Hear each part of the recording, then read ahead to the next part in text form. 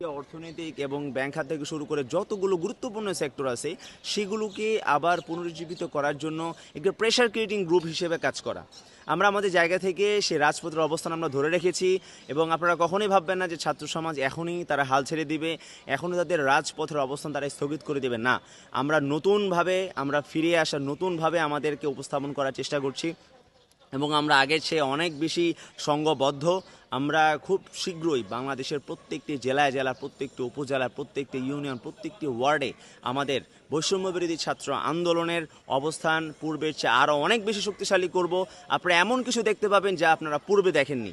ছাত্র সমাজ সবসময় চেষ্টা করে তাদের জায়গা থেকে নতুন কিছু জনগণকে দেওয়ার জন্য। সেই জায়গা থেকে বৈষম্যবিরোধী ছাত্র আন্দোলন তার জায়গা থেকে আপনাদেরকে নিশ্চয়ই এমন কিছু দিবে যা আপনারা অবশ্যই সাদরে আপনারা গ্রহণ করবেন এবং আমাদের লড়াই জারি থাকবে।